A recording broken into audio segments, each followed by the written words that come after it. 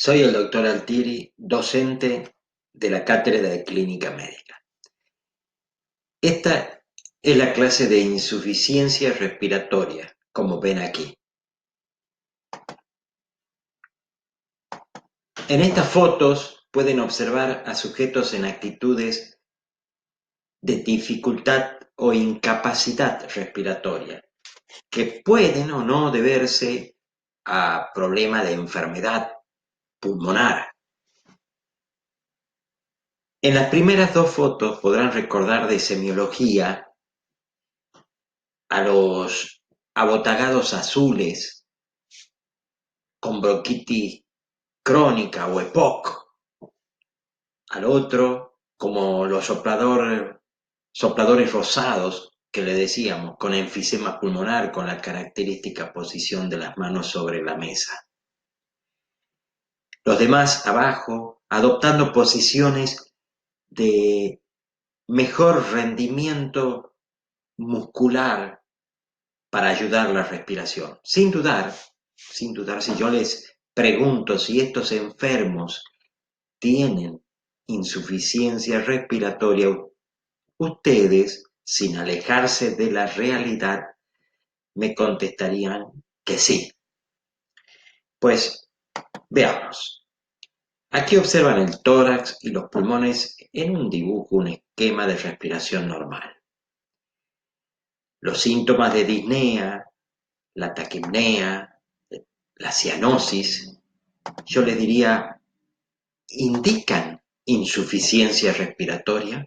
¿Qué dicen ustedes? Recordemos que hay cuadros de disnea, taquipnea o cianosis que no son insuficiencia respiratoria. Puede ser que la fiebre ocasione taquipnea, aumento de la frecuencia respiratoria o el ejercicio, o que la cianosis periférica sea por mala circulación y no es insuficiencia respiratoria. Si bien son síntomas y signos que orientan la disnea, taquipnea y cianosis, deben ser confirmados con la presencia de hipoxemia con o sin hipercapnia. Y eso lo hacemos por los gases en sangre, o sea, es una definición de laboratorio, es una definición bioquímica.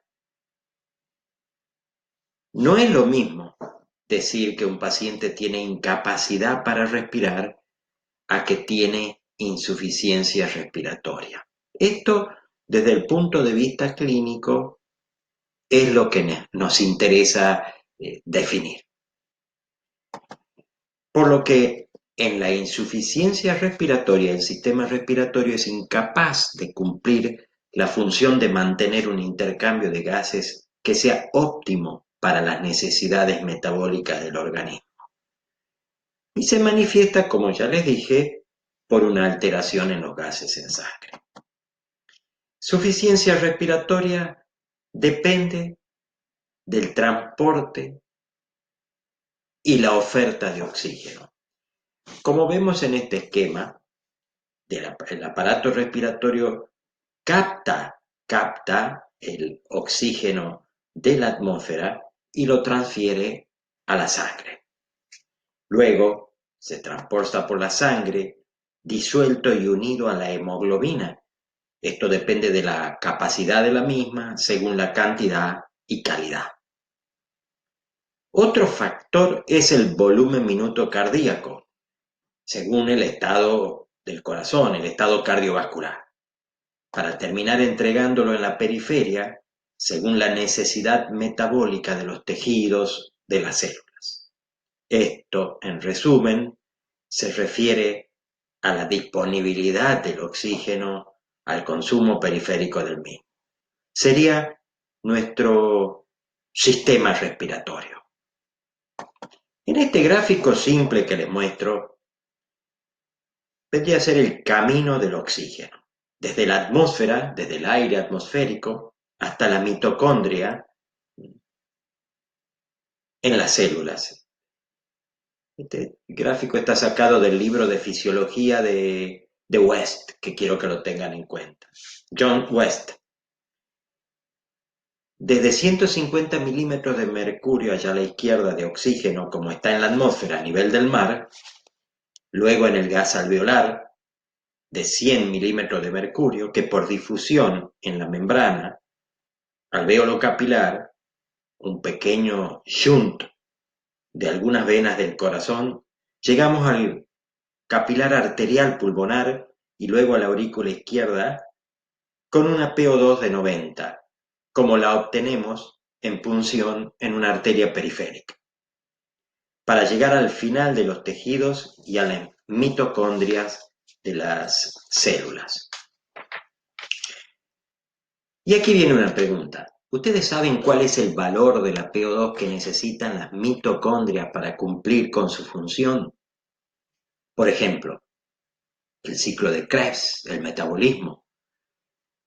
A ver, no recuerdan. Les digo, con 5 a 10 milímetros, tan solo 5 a 10 milímetros de PO2 es suficiente. O sea que la reserva respiratoria es grande para tolerar el esfuerzo de un ejercicio o de situaciones de enfermedad. A esta diapositiva podríamos llamarla el camino del oxígeno, desde la atmósfera hasta la mitocondria. En resumen, el sistema respiratorio comprende todos estos aparatos para cumplir con el objetivo de la oxigenación, del intercambio gaseoso. Comencemos con el centro respiratorio, que es un complejo neurológico ubicado sobre todo en el bulbo, desde donde se controla la respiración.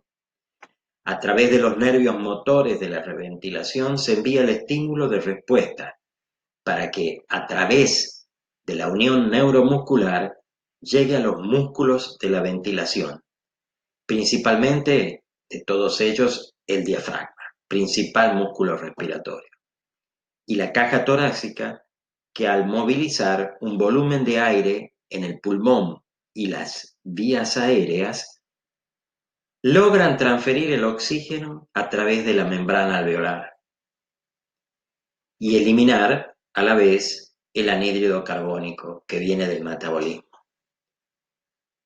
Es captado por el flujo de sangre de los vasos sanguíneos pulmonares y, de acuerdo al equilibrio entre la relación ventilación y perfusión que hay en el pulmón, o sea, el volumen de aire alveolar y el volumen minuto cardíaco, logran su objetivo. Veamos un poco más de estos pasos.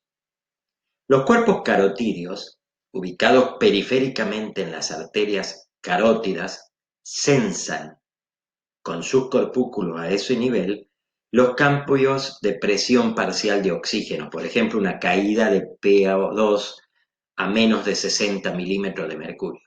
Son sensibles ellos a la hipoxemia y responden estimulando al centro respiratorio.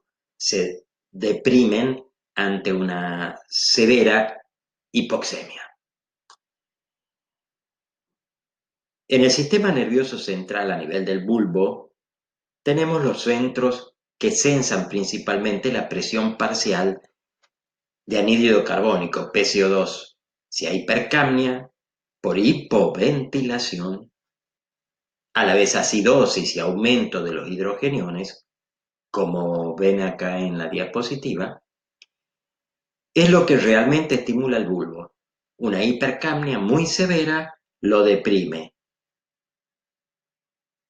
Sigamos. Por definición, insuficiencia respiratoria es la presencia de una presión parcial arterial de oxígeno menor, igual o menor de 80 milímetros de mercurio, o sea, hipoxemia. Aquí les aclaro, la sigla P mayúscula es presión parcial y la A minúscula de arterial. E irá acompañada o no con la presión parcial aumentada de CO2. o sea, hipercapnia, que será mayor de 45 milímetros de mercurio. Todo esto respirando aire ambiente, a nivel del mar y en reposo.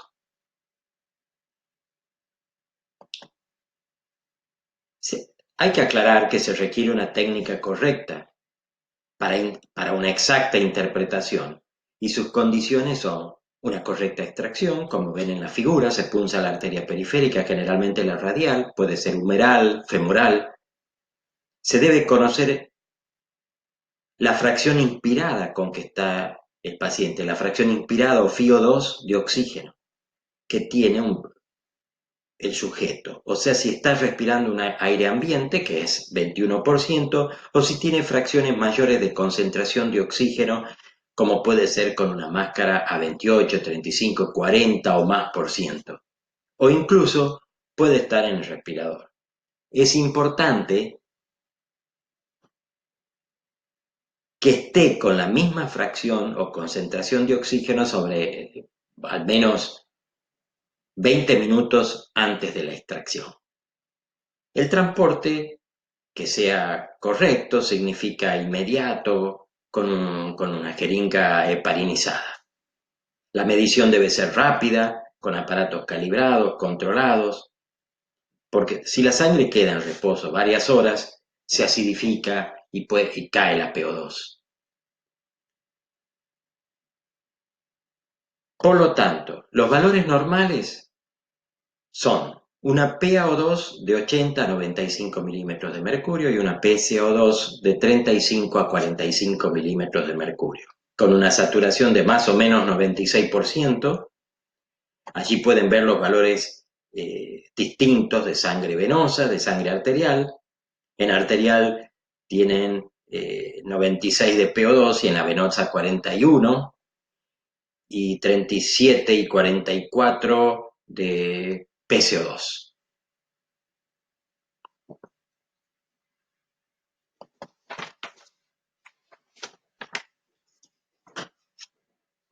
Cuando hablamos de suficiencia respiratoria, respirando a una FiO2 al 21% a nivel del mar, es normal 97 milímetros de mercurio y aceptable más de 80 milímetros de mercurio. Hipoxemia hay si es menor a 80 milímetros de mercurio.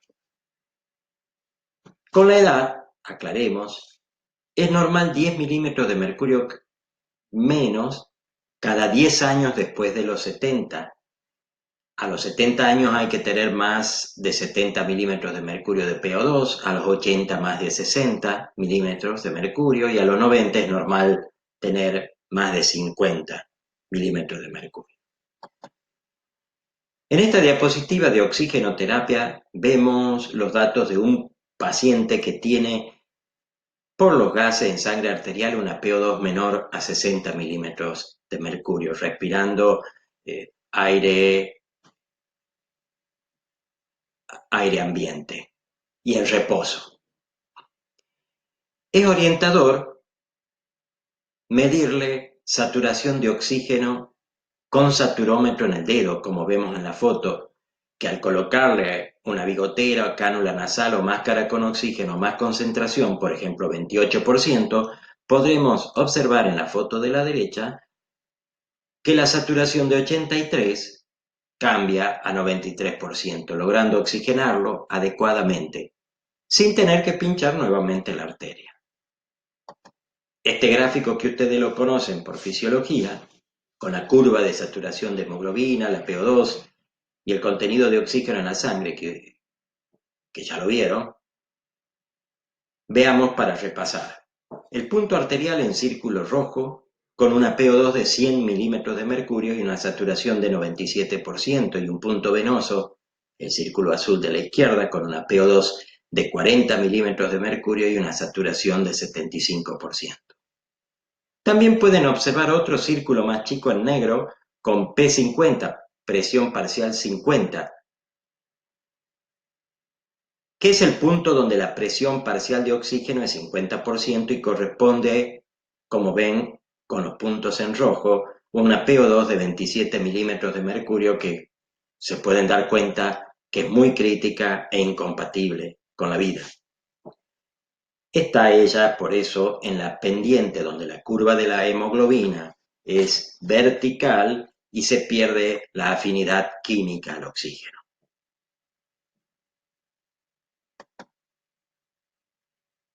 Es interesante repasar lo que sucede en la atmósfera para comprender algunos conceptos. Aclarar. A nivel del mar, la presión barométrica es de 760 milímetros de mercurio, que es la presión total de los gases, que se distribuye en presiones parciales de cada gas. El más abundante es el nitrógeno, PN2, con un 79%, o sea, 600 milímetros de mercurio. Le sigue el oxígeno, PO2, con 21% y 159 milímetros de mercurio. Luego el anhídrido carbónico, PCO2, que casi no existe en la atmósfera, es un 0,04% o 0,3 milímetros de mercurio. Vean que a 5.000 metros de altura las presiones están a la mitad. Es un nivel donde el ser humano no puede habitar. Para resaltar, me interesan que vean el concepto de fracción inspirada de oxígeno o FiO2, que como ven siempre es 21%. Lo que ocurre que en la atmósfera a nivel del mar, 21% es de 760 milímetros de mercurio, es 159 milímetros. Y a 5.000 metros de altura, el 21% es la mitad, 79%. Eso es la fracción inspirada de oxígeno de la atmósfera, 21%. También es interesante hacer un ejercicio de cálculo práctico. Veamos la relación que hay entre FiO2 y PO2. Cuando la FiO2 es 21%, la PO2 es más o menos 100, lo normal. Cuando la FiO2, con una máscara, por ejemplo, aumento la FiO2, es 30%, la PO2 es de 150 milímetros de mercurio. Si es 40%, 200, si es 50%, 250 milímetros de mercurio, y así 60%, 300, y 100%, 500 milímetros de mercurio. Podemos decir que la PO2 es igual a la FiO2 multiplicada por 5. Es una manera práctica de calcular, ténganla en cuenta. Una manera sencilla de darse cuenta si los valores están normales o no. Vamos poniendo un poco más interesante.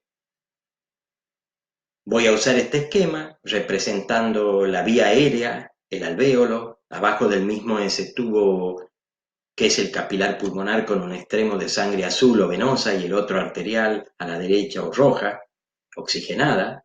También podemos ver la membrana alvéolo capilar con las flechas amarillas de intercambio gaseoso, ingreso de oxígeno y eliminación de anhídrido carbónico. La flecha más grande de arriba es por donde ingresa el aire a los pulmones, a los alvéolos. O ventilación, representada por la letra V corta mayúscula, que está allí en el alvéolo. Y la Q mayúscula, que es la perfusión. V sobre Q sería la relación ventilación-perfusión, que es el volumen de aire pulmonar por minuto en relación al volumen de sangre que perfunde por los pulmones en cada minuto. Veamos el extremo venoso en azul, con una PO2 de 40, una saturación de 75% y una PCO2 de 45 milímetros de mercurio.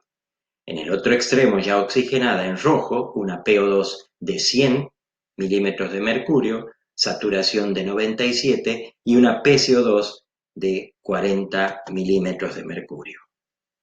Sangre venosa y sangre oxigenada. Algo interesante es observar que normalmente la sangre llega mal oxigenada al extremo venoso o azul del capilar alveolar y en un cuarto de segundo logra oxigenarse, como vemos en el esquema, gracias a la difusión rápida de oxígeno por la membrana alveolo-capilar a la afinidad de la hemoglobina. El resto del tiempo la sangre recorre el capilar alveolar con mucha reserva para situación de taquicardia, ejercicio o de enfermedad.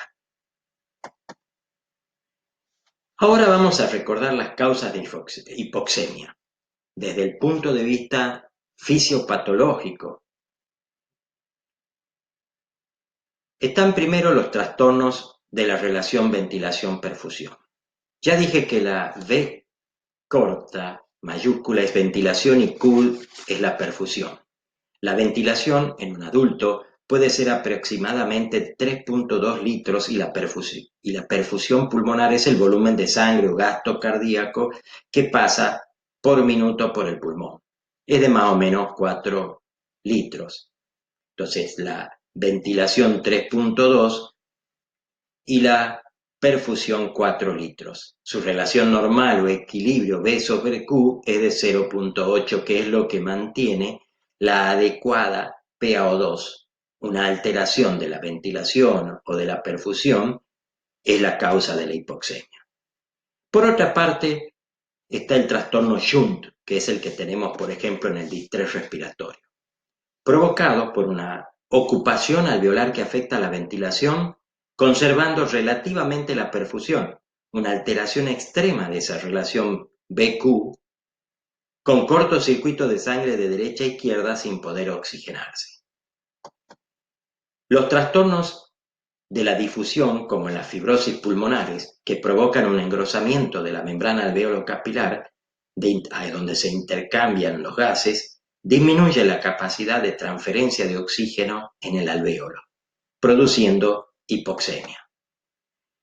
En los trastornos de la ventilación como causa de hipoxemia, los pacientes que por distintos motivos tienen disminuida la capacidad ventilatoria pueden ser por causas musculares, por poner un ejemplo, parálisis musculares, que causan insuficiencia respiratoria e hipoxemia.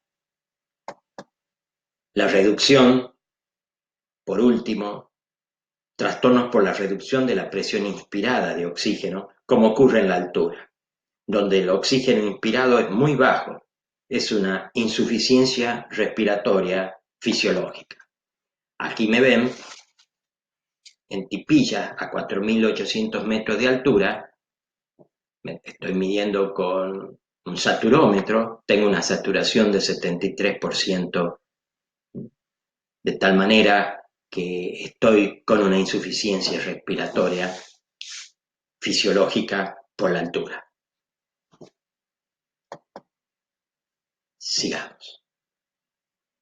Veamos las enfermedades que producen estos trastornos. Por ejemplo, en los casos de alteración de la relación ventilación-perfusión, como causa de hipoxemia, tenemos la enfermedad pulmonar obstructiva crónica o EPOC, la bronquitis crónica, el enfisema pulmonar y también el asma grave complicado. Por obstrucción de la vía aérea, como ven ahí en el esquema, el engrosamiento, la obstrucción, la disminución del calibre de la vía aérea, o el broncoespasmo, o por alteraciones del alvéolo, como se ve en el enfisema pulmonar, producen disminución de la ventilación alveolar, disminuyendo la relación BQ, conduciendo a hipoxemia. En los casos más severos se acompañarán también de hipercapnia. En los trastornos por Shunt, vamos a observar una ocupación del alvéolo, como ven ahí. El alvéolo está totalmente ocupado en negro, sea por edema, exudado, sangre, atelectasia, disminuyendo totalmente la ventilación, conservando relativamente la perfusión, pero generando una alteración muy baja y caída enorme de la relación BQ, produciendo un cortocircuito de sangre venosa de derecha a izquierda o shunt. La sangre entra sin oxigenar y no logra el objetivo conservando la hipoxemia o shunt. Como se ve en el distrés, en el edema de pulmón, neumonía y en las atelectasias. Y la característica de la hipoxemia, que suele ser severa, no mejora con la administración de oxígeno, administrándolo a alta concentración, por lo que es refractaria a la administración de oxígeno. El trastorno del shunt es el único que no mejora con oxígeno, que es una característica diferencial con los otros trastornos que sí mejoran administrando oxígeno. En las otras enfermedades, como el tromboembolismo pulmonar, las embolias de pulmón gaseosa, embolia grasa, de líquido amniótico, séptica, parasitaria o de células neoplásicas, podemos ver hipoxemia con normo o hipocapnia por tener disminuida o abolida la perfusión, como ven en la figura, con la ventilación alveolar conservada, trastorno tipo espacio muerto, generando una relación PQ aumentada.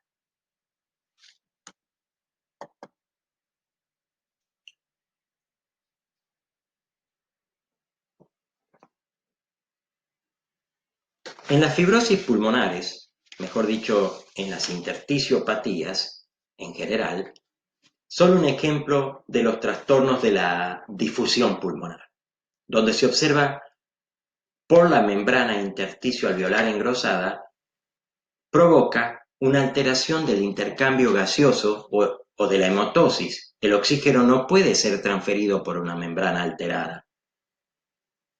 Debido a ello, como ya lo hemos explicado, la sangre no tiene tiempo de oxigenarse y hay una hipoxemia que sobre todo se manifiesta al ejercicio y en los casos más severos, aún en reposo. Los trastornos de la ventilación pulmonar con la consecuencia hipoxemia e hipercapnia característica pueden verse en afecciones del sistema nervioso central como el accidente cerebrovascular, el traumatismo encefalocraniano, las depresiones respiratorias o con el uso de drogas depresoras, traumatismo cervical, poliomielitis, también en las afecciones neurológicas periféricas como el tétano, Guillain-Barré, difteria, afecciones neuromusculares como miastenia, botulismo, las miopatías, intoxicaciones por órganos fosforados. La fatiga muscular respiratoria vinculada a otras patologías, las alteraciones de la estructura torácica, el traumatismo torácico provocando el bolet costal, afectaciones del diafragma, la cifoescoliosis severa, la obesidad. Conducen todas ellas a una disminución de la ventilación conservando la perfusión, lo que lleva a una disminución de la relación BQ y, como dijimos, hipoxemia siempre acompañada generalmente de hipercapnia. Estas patologías son un ejemplo, y les aclaro, ejemplo de insuficiencia respiratoria con los pulmones sanos. La insuficiencia respiratoria puede ser aguda, como el caso máximo del distrés respiratorio, del edema de pulmón, y también puede ser crónica. En la crónica, es la situación final de varias enfermedades respiratorias con hipoxemia e hipercapnia severas, como sucede en el EPOC avanzado, en la fibrosis pulmonar, en la hipertensión pulmonar que puede ser primarias o secundarias, en las alteraciones de la caja torácica con deformidad pronunciada, en las bronquiectasias, en las secuelas fibróticas de la tuberculosis. Todas ellas ocasionan un importante deterioro psicofísico y social con disminución grande en la calidad de vida. Las complicaciones que son reiteradas, numerosas internaciones con el consecuente aumento del costo para el sistema de salud. En ella, la administración de oxígeno suplementario continuo es una parte fundamental del tratamiento en estos sujetos. Repasemos los signos y síntomas de la hipoxia. Tenemos característicamente la taquipnea, la disnea y la hiperpnea, con las consecuencias conocidas de taquicardia, aparición de arritmia, hipertensión arterial. La anemia es frecuente, a veces policitemia, cianosis, hipocratismo digital, desorientación mental, letargia. Vamos a analizar un caso clínico.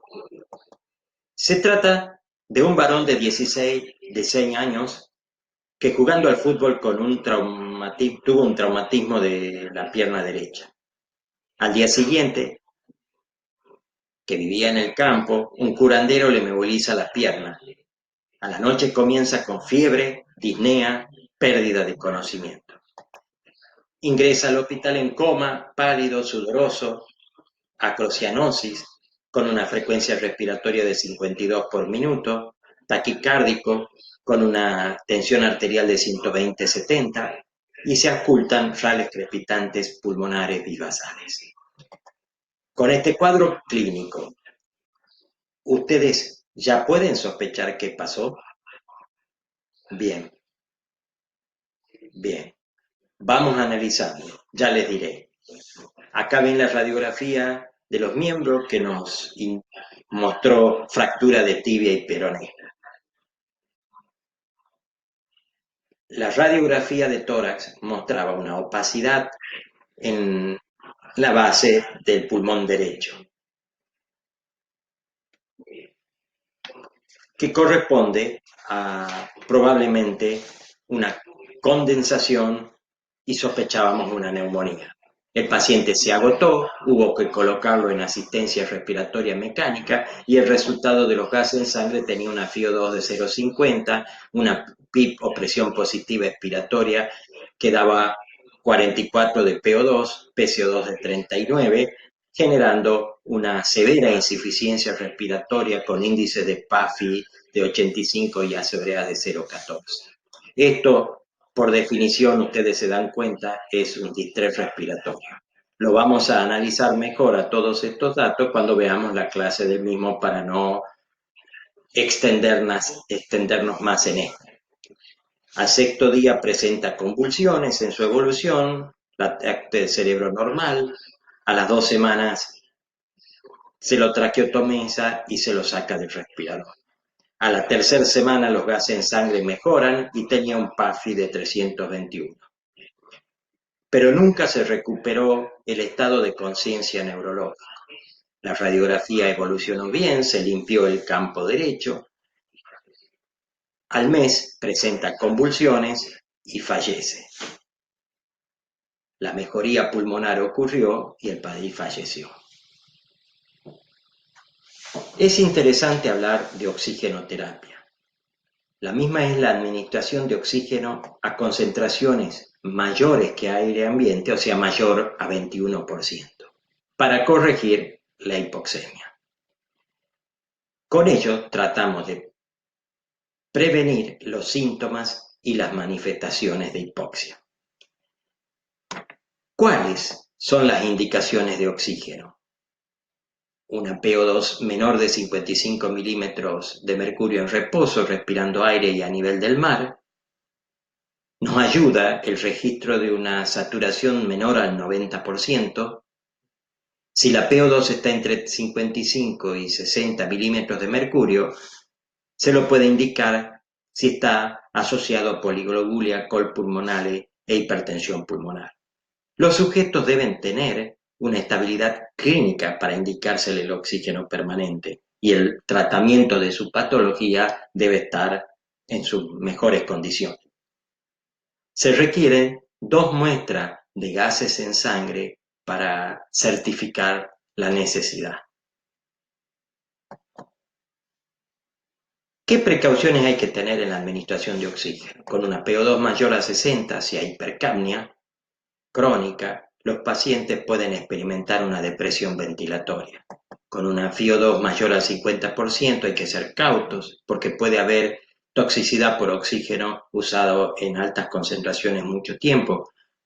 Suceden microatelectasias o depresión de la función ciliar y leucocítica.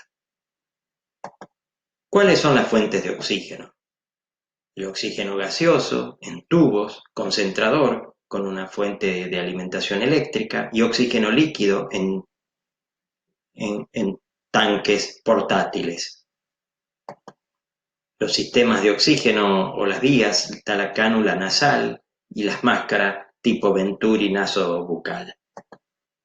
La oxigenoterapia pretende optimizar la disponibilidad de oxígeno. Puede ser a través de una máscara, como lo acabamos de mostrar, con fuentes de oxígeno en los sistemas de hospitalarios. Ustedes deben haber visto en las entradas de los sanatorios, de los hospitales, depósitos y tanques de oxígeno líquido que a través de caños llegan hasta la habitación, ¿no? A las terapias intensivas para administrarlo a presión adecuada, humedecido y a propósito de la necesidad de cada paciente.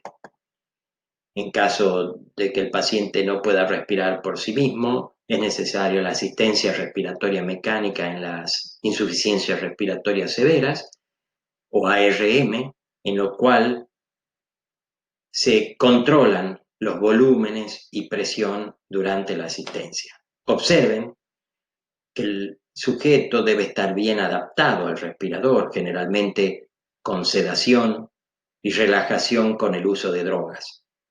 La ventilación y oxigenación se logra a través de un tubo orotraqueal. Miren allí las dos mangueras, una inspiratoria por donde el aire ingresa al pulmón y otra expiratoria. Debe haber, como se dan cuenta, un monitoreo y control estricto de presiones, volúmenes y control hemodinámico, control de saturación, control de presión arterial. Si es que con esto terminamos, si hay alguna pregunta,